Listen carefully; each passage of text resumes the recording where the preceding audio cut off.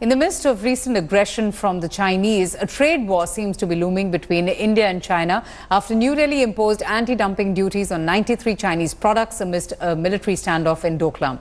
An article in China's state-run Global Times has now urged Chinese firms to reconsider the risks of investing in India, warning New Delhi to be what they say prepared for the possible consequences of its ill-considered action.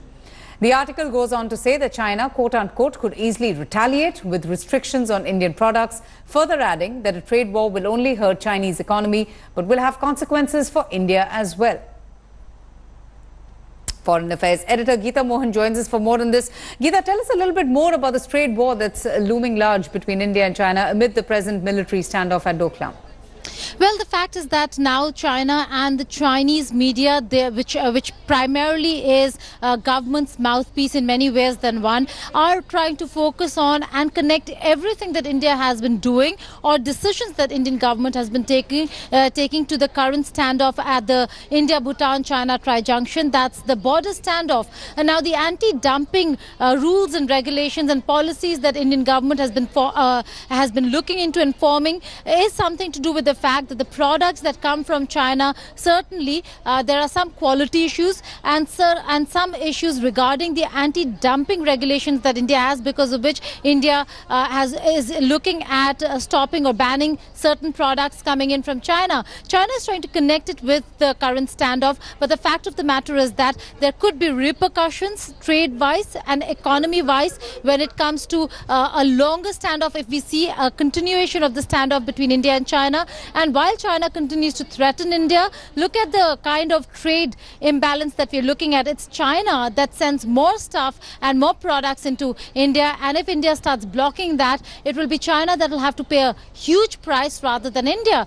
So looking at the economies right now, Avantika, it's very clear that the Chinese markets and the Chinese government will have to do a rethink rather than connecting every decision of the Indian government to the border standoff.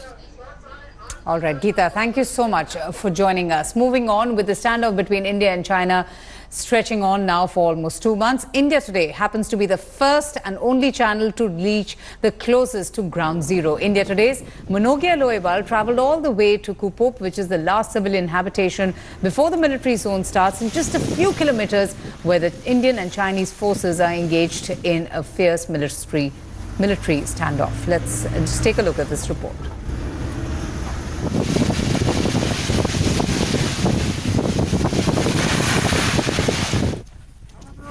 India Today is the first channel to reach the Tri-Junction area just a few kilometers away from Doklam Plateau. This is the nearest point to ever any channel has been. Now this is important because this is where the entire fight is all about. The strategy that you see here is who gains more importance on the bigger height, and that is the strategy where both the countries want to make the most of it.